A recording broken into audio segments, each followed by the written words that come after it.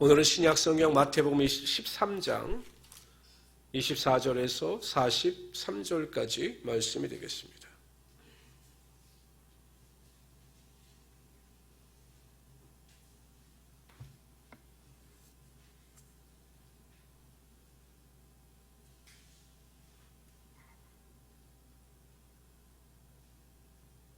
신약성경 22페이지 마태복음 13장입니다.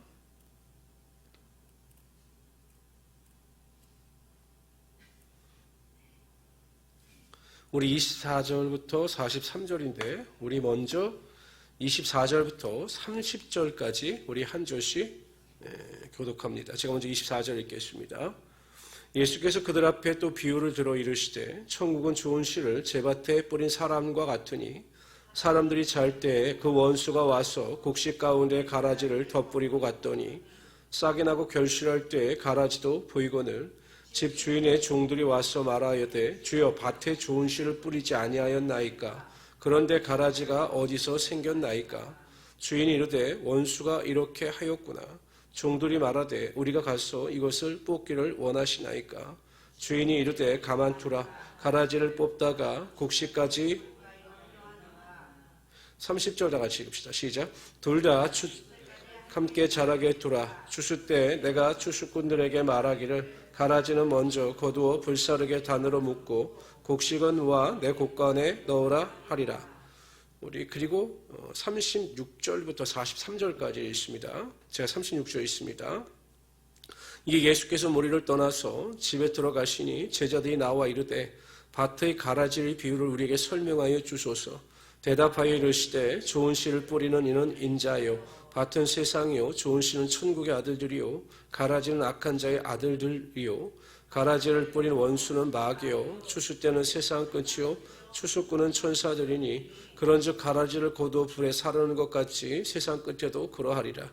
인자가 그 천사들을 보내리니 그들이 그 나라에서 모두 넘어지게 하는 것과 또 불법을 행하는 자들을 거두어 내어 풀무불에 던져 놓으리니 거기서 울며 이를 갈게 되리라. 그때 의인들은 자기 아버지 나라에서 해와 같이 빛나리라. 귀 있는 자는 들으라. 아멘. 13장에는 천국의 비유에 대한 내용이 나타나고 있습니다. 그런데 오늘 본문에서 저와 여러분이 읽은 비유는 알곡과 가라지, 알곡이라는 단어는 나오지 않습니다만 가라지 비유라고 보통 이야기를 합니다. 하나님 나라에는 열매 맺는 알곡이 있고 마귀가 뿌려놓은 가라지가 있다는 것입니다. 예수님의 12제자 중에도 보면 가롯 유다가 있습니다. 3년 반 예수님의 공생애 동안 예수님을 쫓아다니면서 여러분 설교도 듣고 기적도 보았습니다. 가르침도 들었습니다. 근데 가롯 유다가 전혀 변화가 되지 않고 은 30에 예수님을 팔아 넘깁니다. 왜 그럴까? 그 이유에 대해서 사도 요한은 요한복음 13장 2절에서 이렇게 이야기를 합니다. 마귀가 벌써 시몬의 아들 가룟 유다의 마음속에 예수를 팔려는 생각을 넣었더라. 그 마음이 마귀에게 빼앗긴 바가 되었기 때문에 마귀가 그 마음속에 악한 생각을 집어넣었기 때문에 가룟 유다가 변화되지 아니하고 결국 예수님을 은 30에 팔아 넘기고 말았던 것입니다. 이런 의미에서 보면 여러분 교회 안에도 거듭난 자가 있고 거듭나지 못한 자가 있습니다. 예수님을 따르는 자들 중에는 예수님의 12제자들이 있었죠. 그런데 여러분 오병이어의 기적의 능력을 체험한 그 5,000명 남자와 여자까지 포함하여 2만 명이나 되는 사람들은 그들이 물고기와 떡을 먹음으로 배부림을 경험하자 예수님께 메시아 되심을 인정하기보다는 떡과 고기를 얻기 위해서 예수님을 쫓아다니는 사람들이 있었습니다. 그러니까 구원의 목적이 아니라 자신의 배고픔의 목적을 해결한 받기 위해서 그렇게 쫓아다니던 무리들도 많았던 것입니다. 그러니까 교회 안에도 보면 여러분 섞어 사는 무리처럼 이스라엘 백성들 보세요. 섞어 사는 무리가 있었거든요. 다른 인종 사람들인 것처럼 교회 안에도 구원받은 성도가 있는가 하면 제자로서의 삶을 살아가는 성도가 있는가 하면 그렇지 못한 자들도 분명히 교회 안에 있다는 것입니다. 우리가 두 가지를 염려해야 합니다. 첫째, 절대 사람으로 인하여 시험에 들지 말아야 한다는 것입니다. 왜냐하면 여러분 마귀가 씌워놓은 자들도 있거든요. 성도가 아니라 교인으로서 그냥 교회 나오는 자들도 있거든요. 그러한 자들 때문에 우리가 낙심하거나 시험에 들지 말아야 한다는 것입니다. 또 한 가지는 그 섞여 있는 사람들, 마귀가 심어놓은 사람들로 인해서 우리가 미혹당하지 않아야 한다는 것입니다. 이스라엘 백성이 출애굽할 때 이스라엘 백성들만 출애굽한 것이 아니라 애굽에 살던 다른 인종들도 같이 애굽에서 탈출했습니다. 그래서 이스라엘 백성들과 함께 탈출한 거죠. 그 민수기 18장에 보면 이러한 사람들을 섞여 사는 무리, 섞여 사는 인종 이렇게 표현을 합니다. 그러니까 유대인들이 아니었던 겁니다. 근데 그들이 이스라엘 백성들과 섞여 살면서 육에 속한 자들이었기 때문에 고기를 먹지 못한다고 만나만 먹는다고 불평하고 원망합니다. 그럼 이스라엘 사람들의 영적인 은혜와 능력을 가지고 그들에게 따끔하게 말을 해야 되는데 그게 전염이 되어서 이스라엘 백성들도 만나만 먹고 고기를 먹지 못하는 것 때문에 원망하고 불평했습니다. 물론 하나님께서 그들에게 매출하기를 허락하셨지만 그걸로 인한 징계와 심판을 받았던 것입니다. 마찬가지입니다. 여러분 교회 안에서나 또한 모든 무리 안에서 하나님께 속한 자가 있고 하나님의 은혜를 쫓아 살아가는 자가 있는가 하면 그렇지 못한 자들이 있는 것입니다. 그렇기 때문에 우리가 교회 안에서 육신을 쫓아 살아가는 자들의 말에 미혹되거나 그들의 원망과 불평 가운데 같이 동참함으로 우리 또한 하나님 앞에서 온전하지 못한 길을 걸어가는 우를 범하지 않아야 한다는 것입니다. 항상 우리는 구원받은 자답게 하나님의 은혜 가운데 거하며 살아갈 수 있어야 한다는 것입니다. 중요한 게 있어요. 이 가라지 비유에서 예수님께서 말씀하고자 하시는 핵심은 반드시 심판의 때에 가라지를 심판하신다는 것입니다. 오늘 본문에 보면 가라지는 추수 때에 먼저 거두어 불사르게 하신다고 해서 먼저 불사른다는 것입니다. 이것이 여러분 요한계시록에 나타나는 백보자 심판 때에 믿지 않는 자들은 불못에 던져서서 심판을 받게 된다는 것입니다. 그러나 택한 성도들은 하나님의 곳간 천국으로 인도함을 받게 되고 또한 하나님의 나라에서 영원히 왕노릇하며 살아가게 되는 것입니다. 이것이 우리의 삶의 기쁨이요 이것이 우리의 삶의 소망인 것입니다. 하나님께서 저와 여러분을 인치심으로 말미암아 구별하여 세우시고 하나님의 자녀로 세우시며 천국 백성으로 인도하여 주시라는 것입니다. 그래서 사도 바울이 고난과 환난 가운데서도 표대를 향하여 믿음을 쫓아 살아갔던 것처럼 우리 성도님들도 이 땅이 아니라 하나님 나라의 소망을 두며 살아갈 수 있는 우리 성도들이 되시기를 주님으로 축원합니다. 시편 기자는 악인의 형통을 부러워하지 말라 이렇게 말씀하셨습니다. 악인의 형통을 부러워하지 말라. 여러분 믿지 않는 자들의 형통을 부러워할 필요가 없는 것입니다. 그들의 인생은 가라지와 같은 인생인 것입니다. 우리가 열매 맺는 곡식으로서 알곡의 열매를 맺으며 천국의 상급을 쌓을 수 있도록 최선을 다하시는 우리 성도들이 되시기를 주님의 이름으로 축원합니다. 우리 31절부터 33절, 35절까지 읽도록 합니다. 제가 31절 읽겠습니다.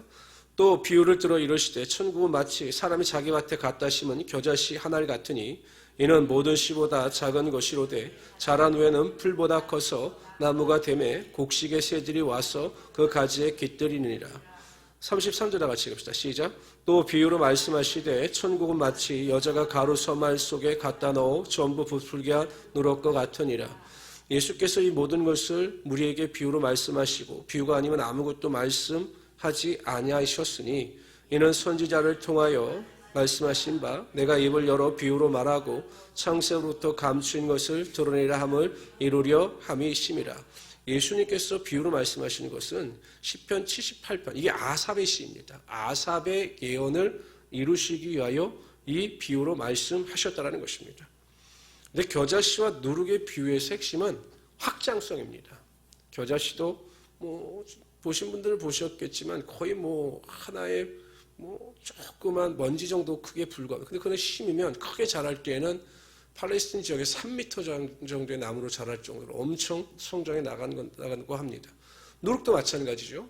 누룩도 확장성이 있는 것입니다. 이것은 무슨 것을 의미하냐면 하나님의 나라가 지금 당장은 미약해 보일지라도 하나님의 나라가 확장되어진다는 것입니다. 예수께서 이 땅에 오시고 그래서 하나님의 나라를 선포하시고 이미 하나님의 나라가 이루어졌지만 그 하나님의 나라가 점점 확장되어질 것이다. 이렇게 말씀하고 있는 것입니다. 근데 예수님 말씀대로 역사가 이루어졌어요. 여러분 보세요. 예수님 혼자 오셔서 복음을 전파하실 때 12제자가 세워졌습니다. 오순절 나가에 따라 다락방에 120명의 사도와 제자들이 기도할 때 오순절 성령의 마가의 능력이 나타나게 되었습니다. 그래서 그 복음이 로마로 전파되지요. 콘스탄틴 황제에서 로마의 국교로 인정이 되지요. 작년 종교 현황 통계를 보면 전 세계 기독교 인구가 한 25억 명 정도 됩니다. 25억 명. 그러면 12제자부터 시작된 예수님의 나라가 하나님의 나라가 25억 명이 되었으면 약 2억 배 정도가 증가하는 것입니다. 엄청나죠. 로마 시대 그렇게 핍박을 받을 때 모든 사람들은 기독교가 사라질 것이다 라고 생각했지만 그 핍박 속에서도 하나님의 나라는 점점 확장되어짐으로 이 땅에 하나님의 나라가 온전히 이루어질 수 있게 되었던 것입니다. 개인에게 적용했을 때 이 말씀은 어떠한 의미를 주느냐. 아무리 미약한 인생이라 할지라도 하나님께서 그와 함께 하시면 그를 도우셔서 그를 부욕해 하시고 풍성하게 하신다는 사실입니다. 우리가 예수를 믿고 막 현재에는 미약하고 참 연약하고 부족해 보입니다. 그러나 하나님의 나라가 확장되어지듯이 하나님께서 미약한 우리 인생을, 지렁이 같은 우리 인생을 도우시면 결국 우리 인생이 풍성케 되며 부욕해 되며 확장되어진다는 것입니다. 요셉이 보디발의 집에서 종으로 있을 때, 노예로 있을 때 그가 총리가 될 것이라고 누가 상상을 했겠습니까? 상상 못했습니다. 다윗이 목동으로서 아버지의 양을 칠 때 그가 왕이 될 것이라고 생각한 사람은 아무도 없었습니다. 다니엘이 바벨론의 포로로 잡혀갔을 때 그가 총리가 될 것이다. 포로로 잡혀온 자가 총리가 될 것이다 라고 생각한 사람은 아무도 없었습니다. 그러나 하나님께서 그들을 붙잡아 주시고 그들을 높여주시니 세상이 그를 감당할 수 없었던 것입니다. 이처럼 누구든지 하나님의 손에 붙잡힌 바가 되면 하나님께서 그의 인생을 부욕해 하시며 그 인생을 풍성케 하여 주시는 것입니다. 그렇기 때문에 성도들은 내 처지를 생각하지 말아야 합니다. 내 능력을 생각하지 말아야 합니다. 믿음의 부유한 자가 되어서 그 믿음을 가지고 하나님 앞에 나타내 보일 때 우리의 삶에 하나님의 놀라운 기적과 능력, 풍성함이 반드시 나타나게 하여 주시는 것입니다. 여러분 우리가 새벽마다 부르짖는 것도 무엇입니까? 우리가 하나님의 뜻대로 살게 하여 주시고 하나님의 뜻을 분별하게 하여 주시고 하나님의 은혜 가운데 거하게 하여 주십시오라고 기도하는 것 아니겠습니까? 하나님께서 그 믿음의 기도를 통해서 반드시 풍성케 하시며 부욕케 하시는 하나님의 능력이 여러분의 삶 가운데 임하게 하여 주실 것입니다. 항상 기도하실 때마다 우리가 낙심하지 말고 절망하지 말고 믿음을 가지고 하나님을 바라보면서 승리하시는 우리 귀한 성도들이 되시기를 주님의 이름으로 축원합니다. 그래도 오늘 하루 또 지금까지 내가 믿음 안에서 정체되었거나 믿음 안에서 연약해 주신 우리 성도님들이 계시다면 다시 하나님의 나라에 대한 기대를 가지고 승리하시는 하루가 되시기를 주님의 이름으로 축원합니다.